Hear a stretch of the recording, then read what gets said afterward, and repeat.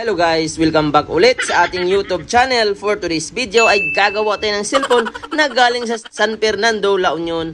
Ang model naman nito ay Samsung A12. Yan po yung main issue niya. Ayaw mag-charge, charging issue. So buksan muna natin para makita natin ang loob. So na-try na daw po ito. Tinisting daw ng bagong board, gumana naman daw. Pero yung board niya ay hindi daw talaga gumana. So ayan guys, inon ko na po siya at i-check natin kung ano ba ang naging problema. Ayan. Subukan natin i-charge kung magcha-charge ba siya. So may laman po ito nakarating. So yun po ang sabi na may-ari. Napacheck na sa iba ay hindi daw niya pinagalaw. Kasi daw baka daw mas lalong lumala. So pinagkatiwala na po niya sa atin at ipinadala sa LBC. So ayan guys, kung napapansin niyo po, wala pong reaction ang charger kapag isaksak natin. So buksan muna natin para makita natin ang loob. So ayan, iangat natin yung back case. So, laki po ng tiwala ng may-ari nito dahil nakita niya ang ating mga video na gumagawa tayo ng cellphone. So, napacheck na po ito at hindi niya pinagalaw dahil baka daw lalong lumala. At marami daw siyang mahalagang file dito na kailangan talaga niya dahil baka ito ang kanyang personal na gamit. Kailangan natin magawa. So, hardware problem po ito guys. So, na-try na po ang board. Ang LCD ay hindi talaga nagcha-charge. So, nasa board daw talaga ang tama. Yun po ang sabi ng may-ari. Bago ang lahat, shoutout muna dito. At sa lahat po ng ating viewers na nanonood ngayon, shoutout po sa inyo. At sa hindi ko na-mention, shoutout po. So, ayan guys. Kung napapansin nyo po, hindi naman daw ginalaw ang board dito. Chinik lang, tinisting ang board. Hindi daw talaga nagcha-charge sa ibang unit. At tinisting ng board ang kanyang LCD at charging board ay gumana naman daw. So, ang problema daw talaga ay yung pinaka-motherboard. Ayan, kung napapansin nyo po, wala po talagang reaction ang charging. Kaya, unang ginagawa ko po dito ay pinalitan ko ng charging board. So, unang-una, tanggalin natin yung charging board at pinalitan natin. So, makulit din ako dahil ang sabi niya ay na-try na daw talaga ito. Na-check na sa iba at hindi niya pinagalaw. So, gusto ko rin i-check para malaman ko kung tama ba ang sinabi ng may-ari na nasa board ang sira.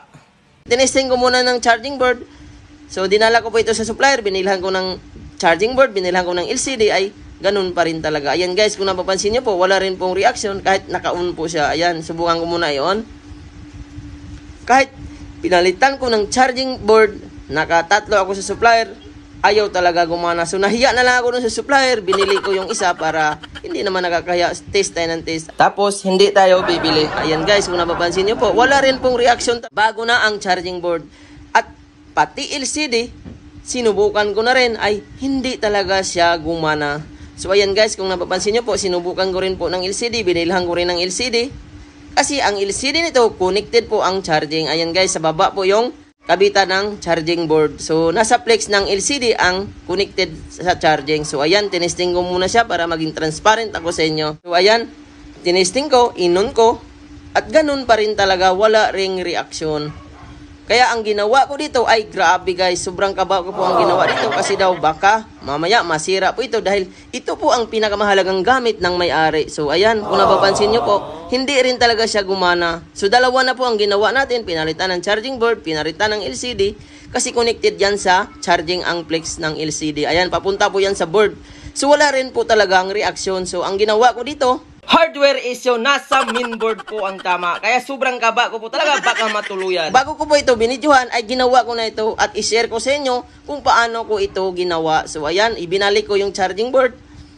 Ayan, in-screw ko muna ito lahat kasi wala talaga dyan ang tama. Wala sa charging board, wala sa LCD flex. Nasa mainboard po talaga. So tinanggal ko muna yung board kasi nandoon po sa ilalim. So bago ko po ito ginawa ko na una ito. Ayan guys, kung napapansin nyo, binakbak ko po yung pinakabakal niya. So ayan.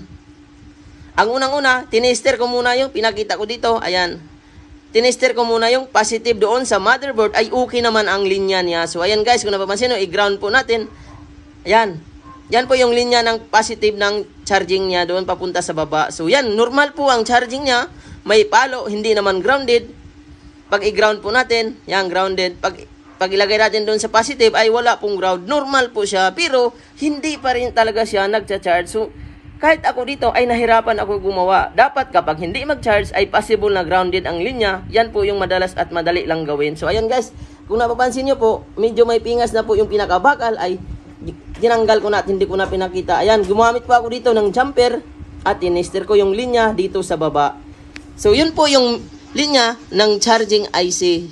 Ayan, yung kung napapansin niyo po, yung itim na malaking parts dyan, ayun po yung charging IC.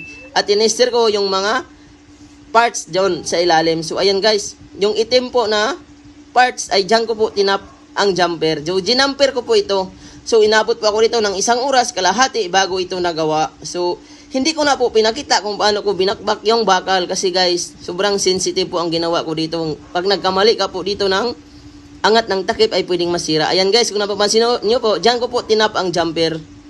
So nilinyahan ko po yan papunta sa taas. So ayan guys, kung napapansin nyo po, tinakpan ko po yung linya niya. So nagjumper po ako dyan, tinap ko yung linya papunta doon sa connector. So, doon po yung pinaka-positive yan, sa pinaka-gilid. Yan po yung linya ng positive line ng charging. So, dyan ko tinap ang jumper, papunta doon sa baba. So, napaka-sensitive po ng ginawa ko dito guys. Kung napapansin nyo po, hindi ko na talaga pinakita kung paano ko binakbak yung bakal dahil wala naman talaga akong balak videohan ito. Pero dahil gusto ko i-share sa inyo at request na rin ng may-ari na makita kung paano ito ginawa. Ito na po yung dapat nyong gawin kapag ang Samsung na ganitong model A12, kapag hindi magda-charge at buo ang linya, ito lang ang gagawin nyo guys. Ayan, tinap ko po yung jumper dyan sa positive ng flex, papunta doon sa itim na pyesa sa baba. Yan lang po ang gagawin, i-jumper nyo lang dyan, papunta doon sa ilalim. Ayan, kung napapansin nyo po, yan, yung pinakamalaking pyesa dyan, yan yung po yung charging IC na tinuro ko, yan. So, tinap ko po dito sa itim na pyesa sa baba. So, yan po yung parts ng charging. So, dito ko lang po siya tinap at naging normal po talaga siya. Hindi ko po inaasahan na gagana po ito. So, meron po yung schematic diagram sa Google, pero kung makita niyo na normal ang palo niya, ay hindi mo talaga masasabi na sira yon. So, ang ginawa ko dito ay tinap ko po talaga siya, ginamper ko siya para maging normal. So, sa awa ng Diyos, ay nagawa po talaga siya. Nabalik natin sa normal ang charging. So, ayan guys, kung napapansin nyo po, ikinabit ko na siya lahat dahil yan po ang tamang paggawa talaga dito. Normal na po siya. So, kinabit ko po na po lahat dahil 100% na po, tested na po ito. So, bago ko po ito binidyohan, ay nagawa ko na po ito. So, gusto ko lang i-share sa inyo kung paano ko ginawa. So, ayan, ibinalik ko lahat.